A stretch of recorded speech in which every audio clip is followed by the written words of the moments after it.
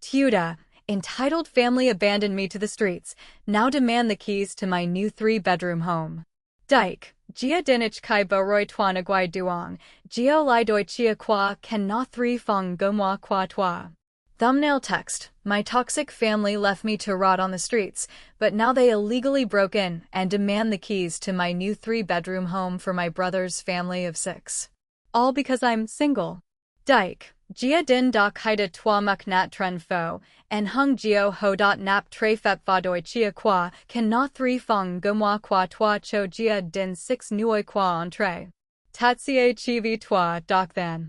My toxic family left me to rot on the streets, but now they illegally broke in and demand the keys to my new three-bedroom home for my brother's family of 6. All because I'm single. Let me paint a very clear picture of my family tree for you, just so you can understand the absolute madness I have been dealing with for the better part of 3 decades. I am a single man in my early 30s. For my entire life, I have essentially been the ghost of my own family, lingering in the background, completely invisible unless someone needed a scapegoat or a punching bag. Then there is my older brother, Carter. Carter is 29 years old, and he is already the father of 4 children. Yes, you heard that correctly. 4 kids before hitting 30. He had his first child at the young age of 22, followed quickly by his second kid a year later, his third 2 years after that, and his 4th baby just a few months ago. Carter is the golden child, the absolute center of my parents' universe, a man who has never been told the word no in his entire life. And then, there is his wife, my sister-in-law, Chelsea. Chelsea and I do not get along, and, honestly, that is putting it extremely mildly. From the moment Carter brought her into our lives, she has made it her personal mission to constantly try to get a rise out of me. She acts completely superior, looking down her nose at me like I am some sort of peasant, but the second I retort in any way, shape, or form, she instantly transforms into an intense, self-victimizing drama queen. It is honestly a terrifying psychological manipulation to witness. She can summon tears in a split second, putting on an exceptionally convincing performance designed to extract pity from absolutely anyone in the vicinity.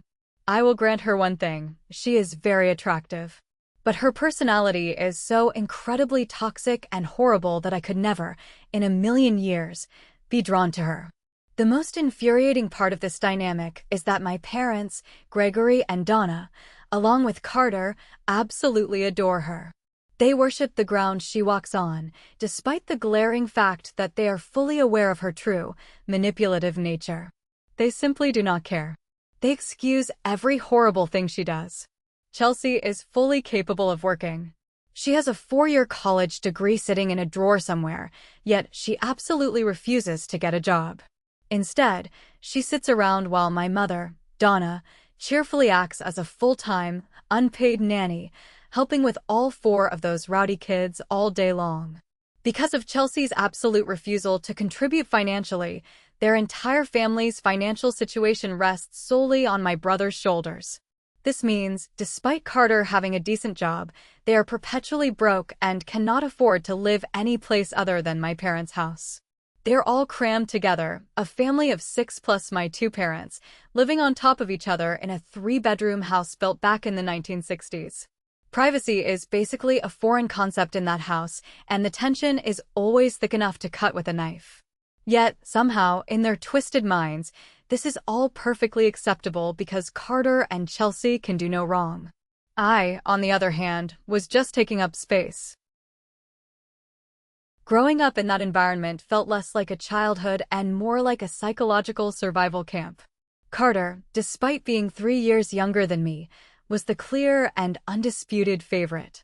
It wasn't a subtle preference. It was a loud, undeniable reality that dictated every single day of my life. Because my parents coddled him relentlessly, Carter acquired a massive superiority complex early on. He quickly realized that he was untouchable. If he broke my toys, insulted me, or started a fight, I was the one who was severely punished if I dared to respond to his shenanigans in any manner whatsoever. I was explicitly taught that my feelings, my boundaries, and my personal property did not matter as much as Carter's temporary amusement. Back in those days, my parents' blatant favoritism was so obvious that it actually caused friction with our extended family. Carter got the lion's share of absolutely everything: attention, gifts, affection, unless other family members actively called my parents out on their toxic behavior. My aunts and uncles would occasionally witness the unfairness and say something, which happened quite frequently. Instead of reflecting on their terrible parenting, my parents' solution was to simply pack us all up and move our immediate family around 150 miles away from the rest of our relatives. They literally isolated us just so they could continue worshiping Carter without judgment. Because of that move, we only saw our extended family on vacations, since it was a solid 3-hour drive just to visit them. In that isolated bubble, Carter's behavior escalated from spoiled to downright malicious. He was physically abusive to me on several occasions, knowing he would face zero consequences. When I got older, he actively sabotaged my happiness. He flirted excessively with my very first girlfriend until he made her so uncomfortable that she eventually broke up with me. Whenever I experienced any disaster, big or small, Carter would just stand there and laugh directly in my face. And where were my parents during all this? Whenever I went to them, visibly upset and pleading for fairness, Gregory and Donna would just stare at me coldly and tell me to suck it up. The only rare moments I ever received equal treatment were during holidays or birthdays when other people were present, and my parents needed to maintain their perfect family appearances. I confess, even as a kid, I found a dark amusement in seeing the pained expressions on their faces when they were forced to treat me equally with Carter just because we had company. We had a few nosy relatives who absolutely loved gossiping and drama, so my parents tried desperately to disguise what was actually going on behind closed doors. They would literally threaten to take away all of my belongings if I did not keep my mouth shut and play along with their happy family charade. It was suffocating. If anything, it made my parents genuinely happier when I turned 18 and finally moved out, simply because it meant they no longer had to provide for me or look at me. I was not even completely done with high school when I left that house. Couch surfing on lumpy sofas in freezing basements was far preferable to spending another minute living under their toxic roof. From that point forward, I effectively cut the cord. I would only see my parents and brother on major holidays, treating them like distant, annoying acquaintances just like the rest of the family did. I thought I had escaped the worst of them, but I was so incredibly naive. For a long time, I was doing well. I had built a life completely independent of their toxicity. But then, the beginning of the 2020 pandemic hit, and it was absolutely not kind to me. The entire world seemed to shut down overnight, and my livelihood went right down the drain with it. I lost my work almost immediately. To make matters infinitely worse, I was entirely unable to renew the lease on my apartment because my roommate also lost his job. Neither of us could afford to maintain the property relying solely on meager unemployment money. It was a beautiful, rented 2-bedroom condo that I absolutely enjoyed living in. It was my sanctuary, the first place that ever truly felt like a safe home to me. As the lease quickly expired and the reality of my financial collapse set in, my roommate departed early to move back in with his relatives.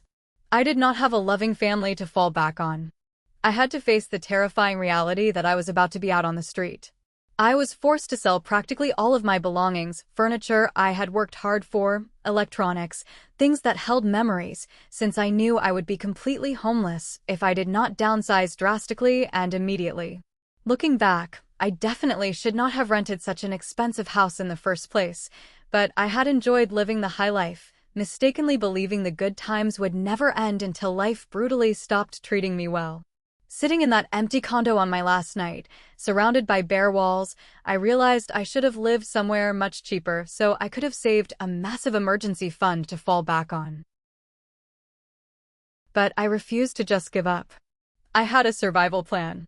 I own a heavy-duty truck because I have always enjoyed driving trucks, and it turned out to be my saving grace. I took a massive chunk of my remaining cash and bought a $1,000 camper in decent condition. I mounted it securely on the back of my truck, so I could literally live inside it for a little bit.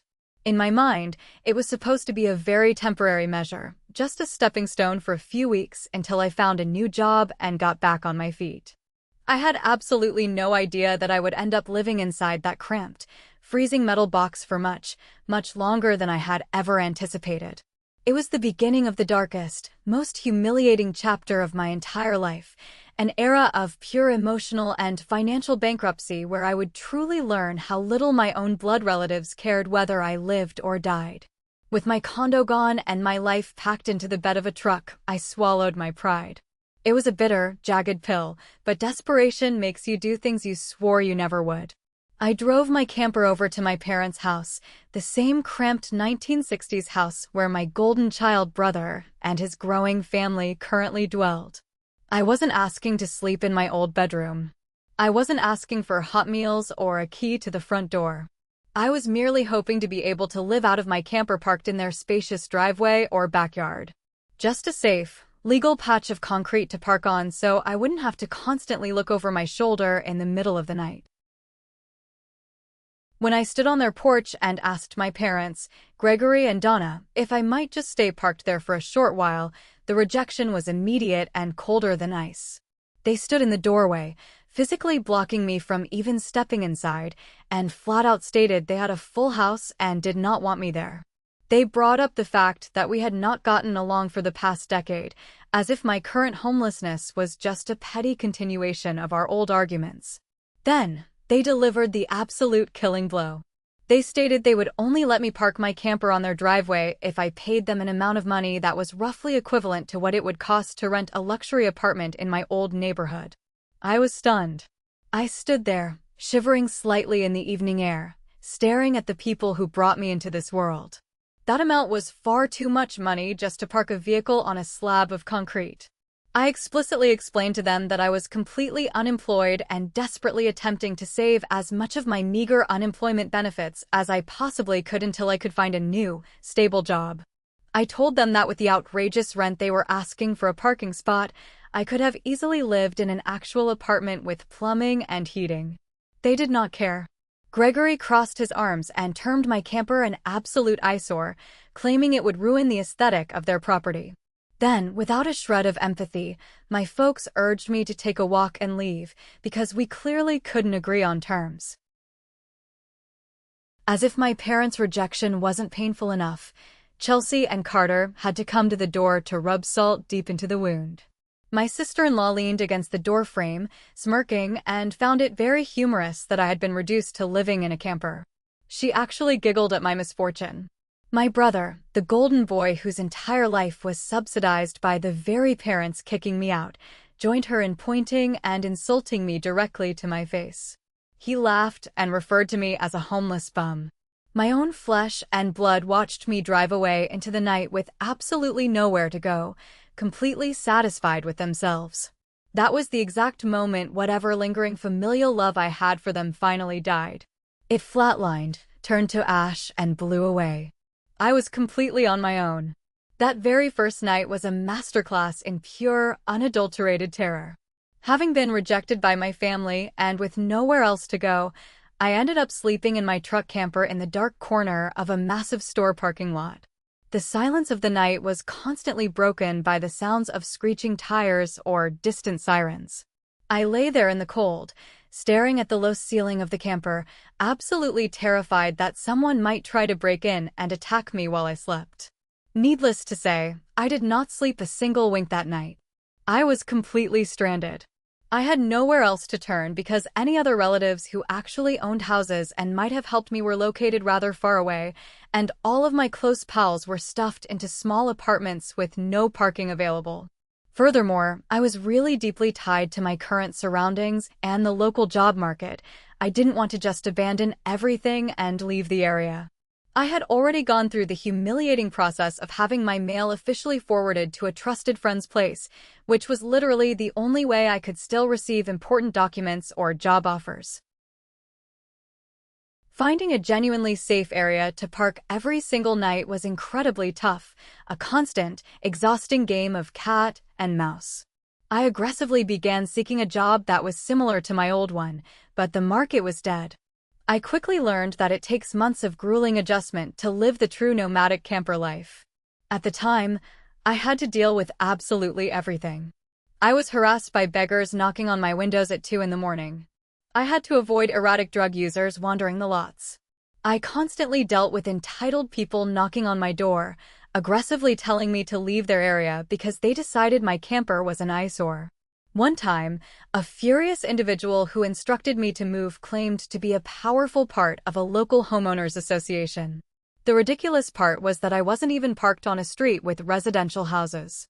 When I politely asked what HOA he was talking about, the person became quite hostile, shouting and actively threatening me with violence. I swallowed my anger and moved my camper nevertheless, just to avoid the problem and stay off the police radar. Survival became my only job. To ensure I had a consistent source of electricity to keep my food from spoiling, I quickly learned to plug a very lengthy, heavy-duty extension cord into absolutely anywhere I could find to recharge my camper batteries. This entailed acting like a criminal, creeping around in the dead of night, sneaking around corners, and frantically plugging it into an exposed exterior outlet of a random commercial building while I stayed parked discreetly on the dark street. I fully realized it was a technically bad, perhaps illegal thing to do, but I desperately needed to keep my batteries charged so my small refrigerator stayed cool and my food didn't rot. I had purchased a little solar power bag just for charging my phone, but I absolutely did not have a gas generator, which is incredibly noisy, draws too much attention, and requires expensive fuel I couldn't afford. So, I did what I needed to do to survive. I became a ghost in my own city. After months of living like a stray dog, jumping at every shadow and freezing through the nights, my luck finally began to turn. I eventually found a new job. I had to physically relocate my camper to a neighboring city to secure work that did not entail grueling retail. I had worked in the retail industry during my long college years and swore to myself I would never, ever do it again, but I admit I was dangerously close to breaking that promise just to buy a hot meal. During the job hunt, I was still gratefully receiving unemployment benefits, but the anxiety was crushing. I didn't have a secure place to live, and the absolute last thing I wanted was to remain jobless when those government funds finally ran out completely. Plus, the isolation was driving me insane. I was completely bored out of my skull. When I wasn't job hunting, I had little else to do other than read old books, view worn-out movies on a tiny, portable DVD player, use my phone or a laptop until the battery died, keep meticulous track of where I might safely park the next night, and map out the cleanest local public restrooms to wash my face in. I genuinely kind of envy the Japanese culture since they have amazing public bathhouses. We could definitely use something reliable like that around here for people down on their luck. When I finally landed the new job, my living situation changed drastically for the better. I essentially lived in the massive, secluded back lot of the company building, right by the main warehouse. No one else appeared to bother utilizing those old employee parking spaces because they were located so incredibly far in the back that the area was almost completely forgotten by the rest of the staff. It was perfect. My new boss, Douglas, the firm owner, was an incredibly decent man. He actually preferred this bizarre living arrangement because it meant I was literally always on site. I was deeply hungry for work and told him I was willing to work absolutely any shift I could possibly get, as long as I got enough sleep between them. Douglas was so understanding that he even let me physically remove the heavy camper from the bed of my truck and park it permanently in one of the back slots. This was life-changing because it meant I could finally drive my truck around town like a normal person without lugging my entire house with me everywhere. I am still not entirely sure if this arrangement was strictly legal with city zoning laws, but mercifully, no one harassed us about it the entire time I lived back there. The warehouse lot was surprisingly peaceful. I didn't have to deal with many dangerous trespassers. There were a few wandering souls late at night, but our building's security personnel quickly and quietly led them away. I made myself indispensable to the company. I was almost always available whenever they needed me, and I willingly worked nearly every single day of the week to build my savings back up. Douglas, Seeing my relentless work ethic allowed me to plug my camper directly into the main building for unlimited power and fresh water. In exchange, I paid a little amount of informal rent by working completely for free on Sundays, holding down the fort when only the janitor and the security guard were present in the office. For hygiene, I generally had to drive to shower at a trusted friend's place or at my local gym membership because the camper had absolutely no shower stall and only a tiny, portable chemical toilet. I absolutely hated using that toilet. I didn't want to fill it because emptying that chemical tank is a thoroughly dreaded, disgusting duty. So I strategized and used other public bathrooms whenever it was humanly possible. Thankfully, because I worked so much, I was given a master key to the warehouse and could use the clean, indoor company bathroom at absolutely any time of the day or night. I spent so much time there that I was even on first-name terms with Hector, the night security guy, who has now become one of my absolute closest, most trusted friends. My life was small, but it was finally secure. I was building my fortress, one overtime shift at a time. Thank you for listening to the story so far. If you are enjoying this journey of revenge and resilience, please take a quick moment to hit the like button, subscribe to the channel, and drop a comment below telling us what city you are watching from. Every single comment helps push this video to more people. Now let's get back to the story, because things are about to get absolutely crazy. The camper was simple enough to heat in the dead of winter with a little electric heater I bought on clearance, but the summers were absolutely brutal. Because the old camper completely lacked air conditioning, the metal box essentially turned into an oven during the daytime. I had to painfully save up and purchase a used, loud portable air conditioner just to make breathing inside the thing acceptable. But I endured it. I endured every single uncomfortable night because I had a singular, burning goal in my mind. I got a massive amount of overtime pay by working those extra shifts, and I aggressively learned some new, valuable skills from the older warehouse employees who respected my grind. I kept my head completely down, saved every single penny that didn't go toward basic survival, and waited for my moment. Eventually, midway through this past year, all of that miserable sacrifice finally paid off. I secured a much better position in the company. Douglas officially promoted me to a warehouse supervisor role, which meant I began earning a significantly higher salary than I ever had at my previous corporate employment. That is exactly when I decided I wanted a real home.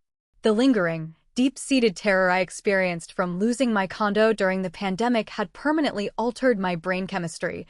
It made me realize with absolute certainty that I wanted something far more dependable and permanent in the long run. I needed a fortress. I aggressively looked for something close to my work and miraculously discovered a beautiful, 3-bedroom manufactured home sitting on a nice, quiet small plot of land just 2 miles away from the warehouse. Because the previous owner needed to sell quickly, I negotiated hard and was able to get it for $10,000 cheaper than their original asking price. Somehow, by the grace of my relentless saving, I used virtually all of the cash I had hoarded in my bank account for a solid down payment, and my credit had recovered just enough that I was officially approved for a home loan.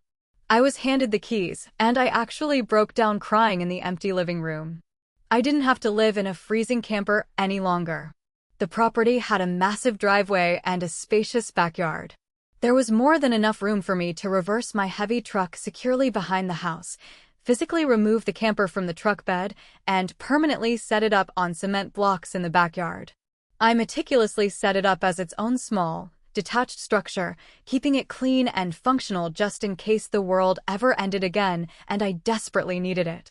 That first night, taking a long, scorching hot shower in my own private bathroom without wearing cheap plastic flip-flops and sleeping in a real, soft bed, felt like I had conquered the entire world.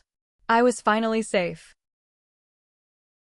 When I was completely situated in the house, feeling incredibly proud of pulling myself up from absolute rock bottom, I made a massive, almost fatal mistake. I was foolish enough to boast about my new achievement on my Book of Faces profile. I took a nice photo of the front of the house, the neatly trimmed lawn, and my truck parked proudly in the driveway. I posted it with a caption about hard work paying off. I didn't tag the location. I absolutely did not give out my new address. I was very careful to make sure there were no visible street signs or identifying landmarks in the background of the photograph. But somehow my toxic family viewed that post, which is exactly where this nightmare truly began to unfold. For a few weeks, it was quiet. I thought my privacy settings were secure enough. But I severely underestimated the obsessive, unhinged nature of my sister-in-law, Chelsea. None of my trusted pals have ever confessed to leaking my information, and no family members had previously visited me or known my whereabouts. I spent nights lying awake in my new house, paranoid, wondering exactly how they found out where I lived. Knowing Chelsea, she most likely created a fake profile, stalked the friends lists of my coworkers, figured out the general vicinity of the warehouse I worked at, and then sent Carter to physically sit in his car and watch the employee parking lot. I am almost entirely certain my own brother trailed me in his vehicle after I clocked out of work and followed me the short 2 miles home to discover my exact address. It would really not surprise me in the slightest. They have always felt completely entitled to every single detail of my life.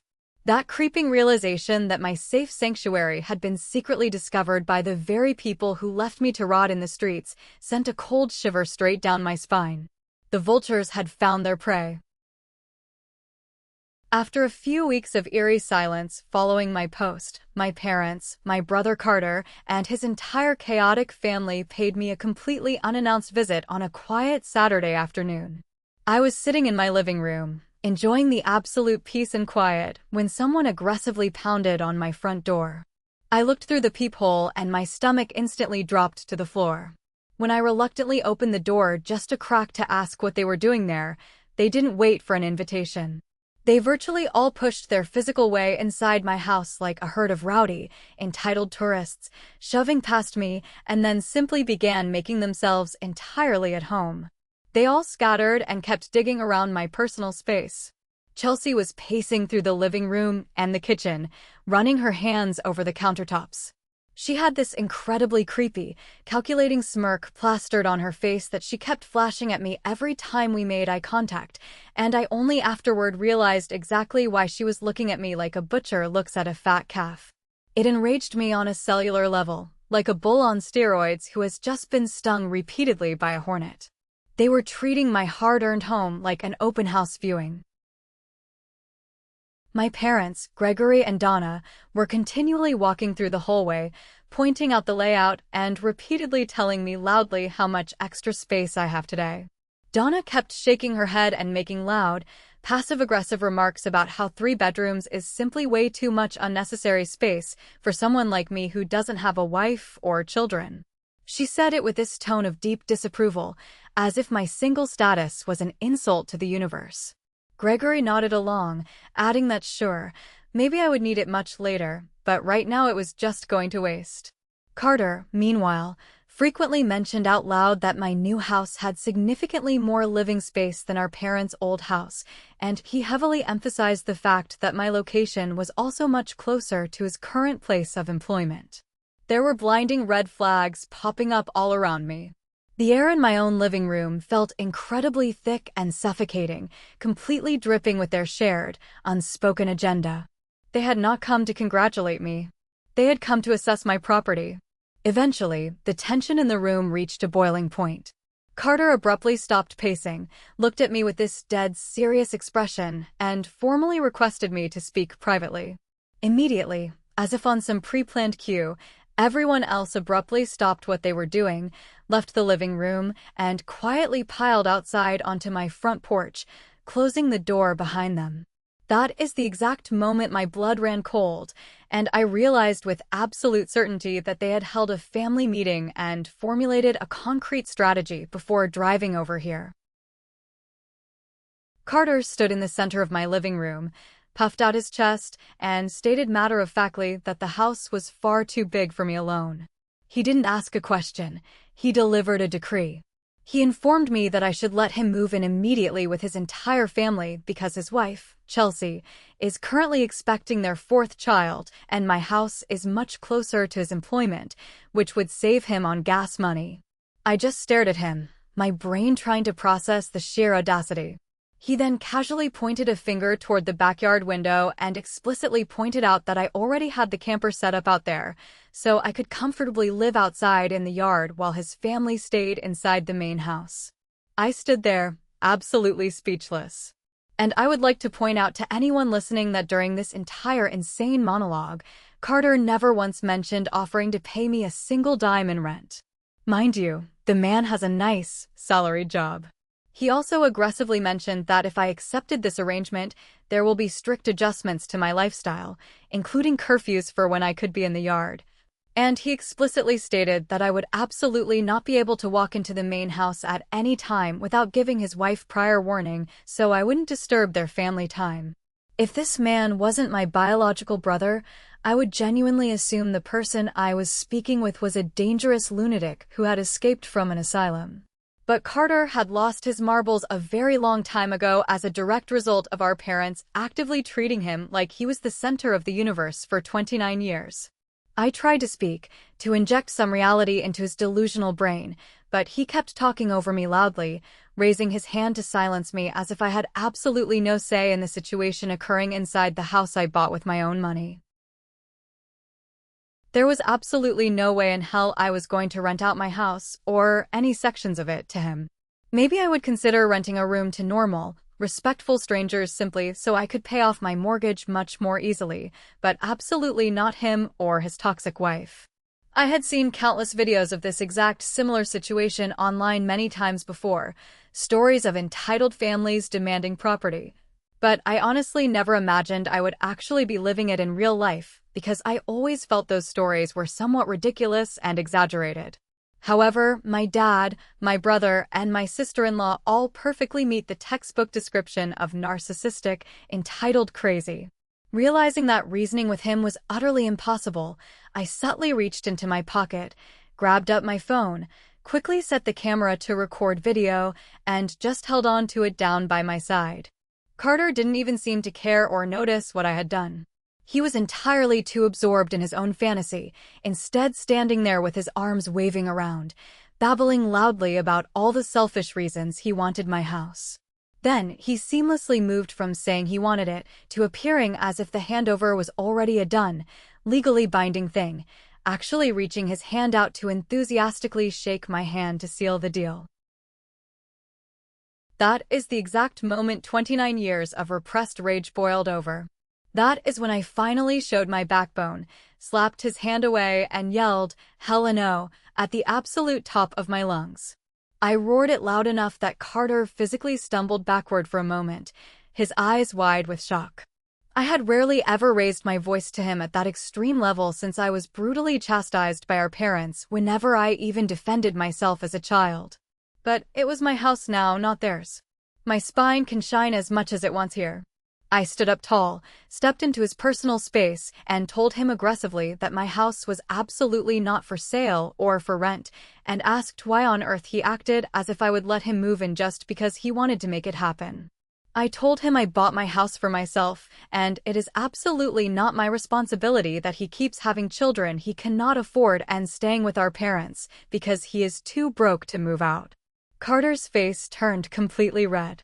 He got as close to me as he could without physically touching me, his spit flying as he told me I didn't deserve the house, and that he demanded a better location for his growing family to live. I laughed directly in his face and said it was total garbage because I had worked incredibly hard, sleeping in freezing parking lots, to be able to buy my home. Of course I earned it. Carter began ranting wildly that I don't have a wife or children and don't need all the room, so I might as well just give it to him. I replied I wasn't giving him a single damn thing and pointed out he never even offered to pay my rent. If I let him move in, I would still have to pay the entire mortgage on my own house while being treated like a stray dog in my own backyard. Carter then arrogantly informed me that he shouldn't have to pay rent since his family comes first, and our parents had already assured him that I would do this for him.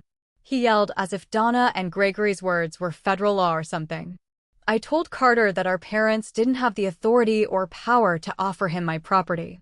Right on time, hearing the shouting, my parents and Chelsea barged back in through the front door and physically encircled me in a threatening attempt to force me to agree. There was a lot of chaotic fighting and screaming, but from this point forward, the only phrase I repeatedly heard was Donna crying, "Just do it for Carter." During the fight, I pointed at the door and told them all that they had absolutely no say in my life or my house, and they needed to leave immediately before I contacted the cops. Chelsea shouted the absolute most at me, crying fake tears, saying she was pregnant again and I couldn't do this to her. I yelled back that I did nothing to her, that she expected she could just take and take from me as if I would simply allow it like a beaten dog. I told her I had zero obligations to her or her feral family. Then I explicitly labeled her as a stuck-up manipulator who never respected me. Therefore, I don't care what she thinks or how many children she has. I have absolutely no pity for her and she will never be living at my house. Well, hearing the truth finally spoken out loud enraged her enough that she lunged forward to assault me. She landed a shockingly nice, hard strike directly on my face, her nails scratching my cheek. She tried to swing and do more damage, but Carter panicked, grabbed her waist, and pulled her back, kicking and shouting. She was violently insisting that he let her go so she could scratch my eyes out. I immediately brought my hand up, showing the phone I was carrying. I told them it had captured almost everything on video, so I held it up high and explicitly threatened to call the police dispatch right that second if they didn't leave my property right away. The sight of the recording phone broke the spell. Gregory told Carter that they were leaving. As they backed toward the door, Donna pointed a shaking finger at me and told me I had exactly 1 week to come to my senses. I told her I wouldn't be changing my mind and strictly warned them not to return. Then I glared at Chelsea, informing her that my phone had recorded her unprovoked physical strike, and that if she ever tried anything again, I would happily file felony charges for assault. She screamed at me, a high-pitched, demonic sound, and stormed out, screaming loudly and holding her face in her hands as if she was the victim. Donna was the last one out the door, pausing to tell me that I desperately needed to do this for Carter and Chelsea to save the family. I responded by slamming my front door as hard as I could and locking the deadbolt. One could easily argue that making them leave the first time was disturbingly simple. I foolishly thought the whole terrifying ordeal was completely over, but maybe I should have taken their sheer entitlement much more seriously because they had other, incredibly ridiculous and highly illegal intentions. I went to work the following week, trying to shake off the anxiety. I returned home later that week on a quiet Friday evening, exhausted and just wanting a beer. As I pulled my truck onto my street, my heart stopped beating. I discovered a massive, rented commercial moving truck and my brother's beat-up minivan parked directly in my private driveway. I slammed my truck into park and jumped out.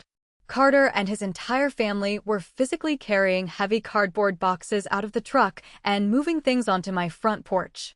When I spotted him, he didn't even look guilty. He merely waved a hand at me and gave me an incredibly arrogant, shit-eating grin. I was instantly filled with a blinding, white-hot rage and aggressively ordered him and the rest of his family to stop touching my property immediately. But Chelsea stepped forward, blocking my path to my own front door. She smugly informed me that whether I liked it or not, they were officially moving in today. And then, in the most sickeningly phony way possible, while leaning her head to the side and puckering her lips like a bratty toddler, she added that everything was perfectly fine because my mommy allowed it, and that I should always listen to my mother. I was completely filled with wrath just hearing those childish, manipulative words and staring at her arrogant face. I realized confronting 4 crazy people alone was dangerous. So, I quickly turned around, sprinted back, locked myself securely inside the cab of my heavy-duty truck, and called 911 right away. When Chelsea finally understood exactly what I was doing, her smug demeanor vanished. She ran over, began violently pounding her fists on my truck window, and screamed at the top of her lungs at me to stop the call, crying loudly that I couldn't do this to her since she and Carter desperately needed the house. She dramatically lamented and wailed, "Why can't you just do this for Carter?" I rolled the window down just a tiny crack and shouted, "Screw Carter. It is my damn house, not his." She completely lost her mind. She started kicking my tires and explicitly threatened to take her car keys and aggressively key the entire side of my expensive truck if I didn't stop contacting the cops right that second. Fortunately for me, the 911 operator clearly overheard her violent threats due to the window being slightly open. I coldly told Chelsea that if she wrecked even a single inch of my truck's paint job, I would legally sue her for every penny she would ever earn in her miserable life, and she was barely clever enough to back down, retreating to the porch to pace nervously. When the flashing lights of the police cruisers finally arrived, illuminating the entire street, Carter, Chelsea, and their frightened children had hastily barricaded themselves inside my home. I stepped out of my truck, approached the officers, and calmly informed the cops exactly what had transpired. I immediately showed them my new, legally issued driver's license, which clearly included my current property address to prove ownership. As I led the officers up the steps to my front door to get the trespassers out, I looked down and noticed the horrifying truth. They hadn't picked the lock, they had completely destroyed it. They had maliciously changed the front door lock, and the old, ruined lock was resting carelessly on the wooden porch with the metal center violently drilled out. The power drill they used to commit the crime was sitting right there next to it, along with a bright orange, full harbor freight drill bit set. I stared at the tools in disbelief. Could they have possibly been any more phenomenally dumb to leave physical, forensic evidence of breaking and entering out in the open like that? I immediately pointed out the damaged lock and the drill to the officers, then gave the cops a rapid summary of absolutely everything that had happened between us weeks prior. As if on cue, Gregory and Donna's car came speeding around the corner. Carter must have frantically phoned our parents the second I returned home because they arrived tires squealing while I was speaking with the cops. My parents instantly jumped out and aggressively lied to the officers, claiming loudly that I had verbally agreed to rent my house to my brother and his family, and that this was just a simple family misunderstanding. I stated firmly to the police that it was an easily proven untruth.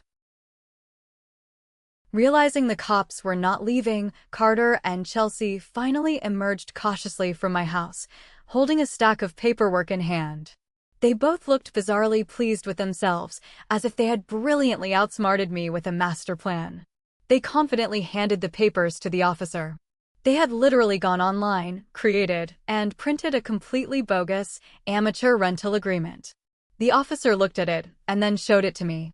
It had a signature on the bottom line, but it absolutely did not look anything like my actual handwriting. I don't think any of them have ever even seen my formal signature in their entire lives, thus creating a forgery that bad was an extremely stupid, desperate move. I turned to Gregory and Carter and stated loudly, in front of the authorities, that it was an absurdly obvious fraud. I told them that if the cops investigated this officially, they would easily figure out the forgery in 10 minutes. I looked Carter dead in the eye and stated that I did not believe they would benefit from going to federal prison or facing a judge in court. I reminded him that a felony conviction would instantly cost him his corporate job, which is literally the only source of income keeping his massive family from starving. I also explicitly stated that if anything of mine inside the house was lost, stolen, or broken, I would hire a ruthless lawyer and file a massive lawsuit for financial damages, as well as immediately notify Child Protective Services about the unstable environment they were subjecting their kids to.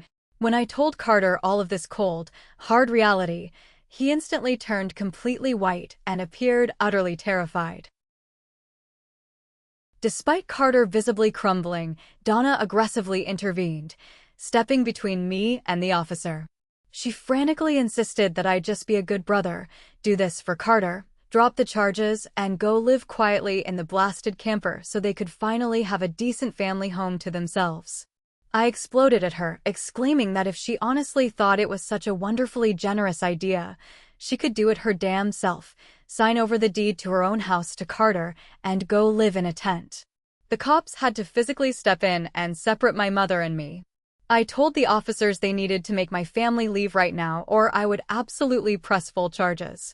I pointed at the porch and yelled that they drilled through my front door lock to break in, that the lease papers were clear, documented forgeries, that they had badly forged my legal signature, and that I already had a video saved showing Chelsea hitting me in the face.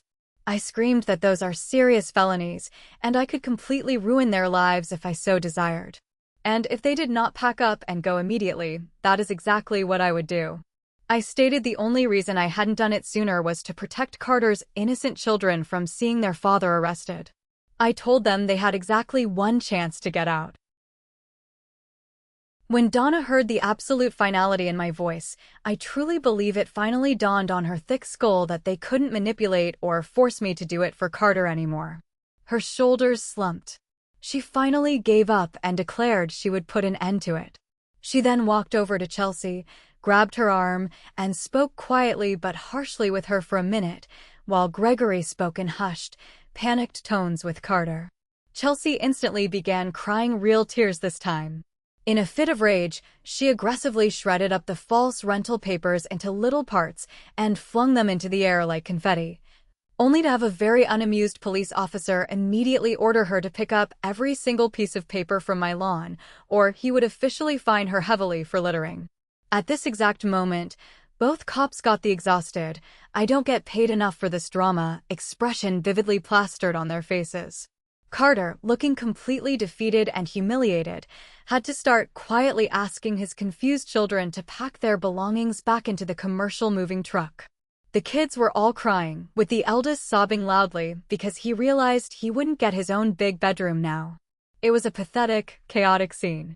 As they formed a line and began the humiliating walk of shame, handing boxes back into the truck, Donna tried one last time, begging me to move back in with them and just let Carter rent the house. I urged her to shut up and keep packing. I told them all, with 4 officers standing there witnessing it, that they were terrible parents who left me to freeze in a parking lot, but expected me to hand over my castle. They had no response. They just stood there like fish out of water. They eventually finished, got back in their cars, and drove away in absolute silence. Following this massive incident, I posted the whole truth online. Nearly the entire extended family has completely cut ties with my parents and Carter, disgusted by their illegal actions. Nobody buys the "we did it for Carter" excuse anymore. Around Christmas, I hosted a massive, joyful party at my new home with all my supportive aunts and uncles. My folks and Carter weren't invited. I hear Carter and Chelsea are still crammed in my parents' old house, driving everyone insane. As for me, things have settled down wonderfully. I have pals around for poker night. We drink beer, eat junk food, and laugh until our sides hurt. My camper sits peacefully in the backyard, a quiet monument to everything I survived. I am finally home. Am I the jerk for not giving my brother a single second chance, or did my parents get exactly the karma they built for themselves? Let me know in the comments down below. Thank you so much for watching. If you haven't subscribed yet, hit that button to join our community, and don't forget to like the video if you enjoyed the story. See you in the next one.